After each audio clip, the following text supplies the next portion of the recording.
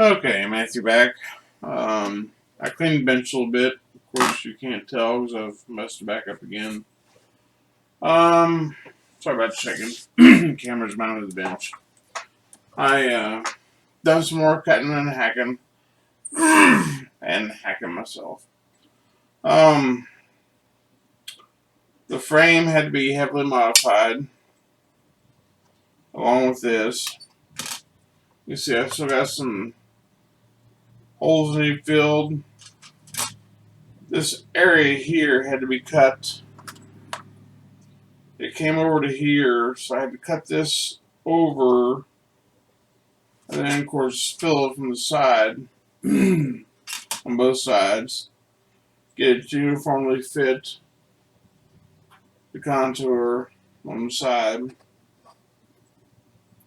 I did go ahead and make of course I'm not zoomed in, I had to go get some milliput and put across here to make the weld seams.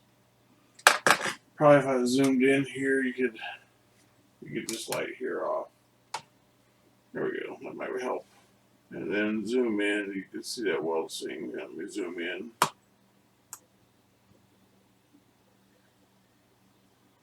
Let me see here.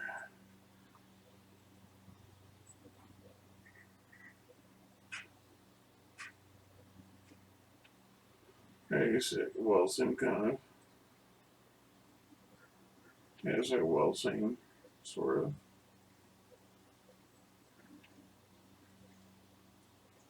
It looks somewhat like a weld seam. So I got that going around where that looks kind of crappish. There's some backyard drunk. There's some sale right now since my video's not for kids anymore. Some drunk guys that just started chopping and cutting. So anyway, light back up here. So I'll have this all showing, has some different rusting colors on the weld seams. So I got this as well. So I got that done, but then the frame, of course, it stuck out into the tub area, which, if you remember, pushed my tires out. So I had to cut the frame here, which then I had to make a splice, which they would have probably done because they were drunk at the time.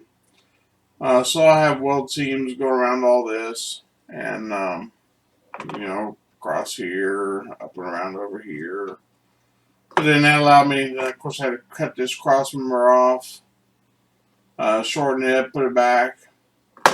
So that allowed me to bow in the frames, and then once they're put in place, where they go up here, you probably heard them snap into the holes. They still go back into the original holes at top. And then, of course, they missed the holes down here now. You see where the original hole was here. So then they go into a new hole there. And this one goes over into a new hole on this side. There, you heard it snap in. On that side.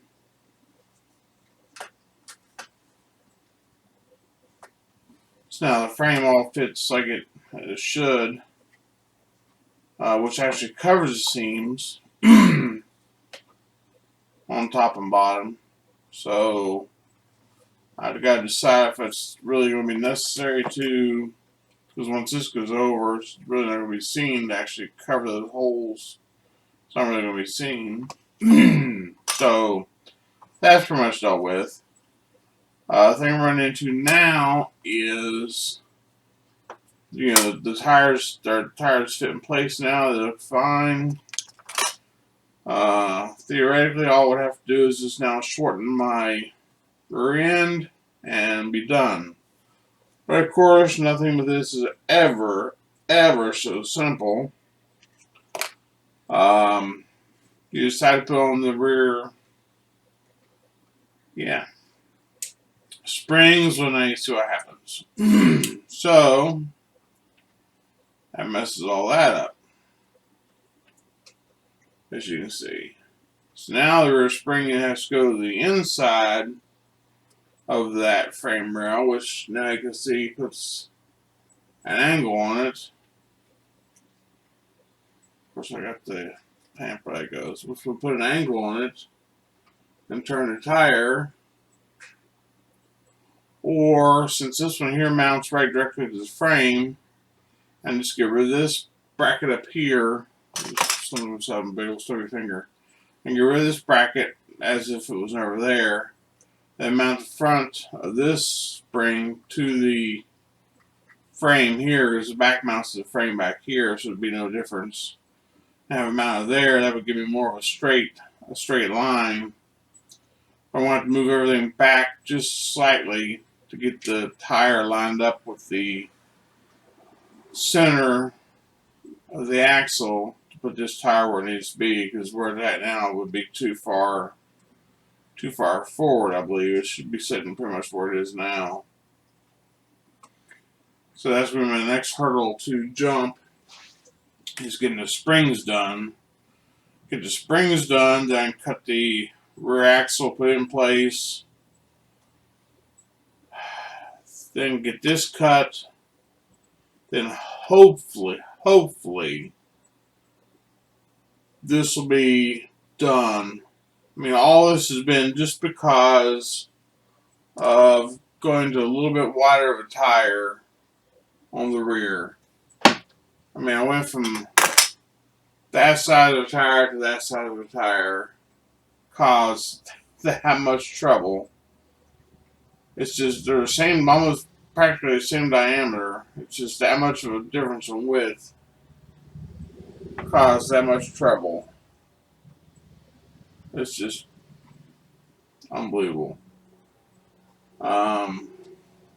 These tires here came with these tires, so I don't know if I'll go ahead and use these tires or these tires that came with the kit tire or kit car. I kind of like these better. They're a little smaller, I think, in diameter on the front, which would probably let the front sit lower, which may have to rebuild the whole front end to fit these tires. Who knows? There's a better looking tire, but final period correct. So, of course, the motor I'm putting in is probably going to be a 70 some odd motor. So it's going to be a car that was built later on in life, because they're going to be pulling out of a junkyard to do all this backyard stuff to anyhow. So that's where I'm at right now. I'll get some more work done to this here, get some more molding brush stuff put on here. Still trying to figure out the middle putt. Never worked with that before, but it's coming along nicely. Got me a little tool made here to put the little weld seams in. So yeah, that's where I'm at. So I may just go ahead and stick this video up and not add anything to it, just get you a shorter video. But yeah, tubs are looking good. The weld seams are in. I've got one here that has, this one has a little bit of roughness to it yet, needs a little bit of sanding. Other than that, they're looking really good. So, onward and upward. Thanks for watching, stay tuned, and bye-bye for now.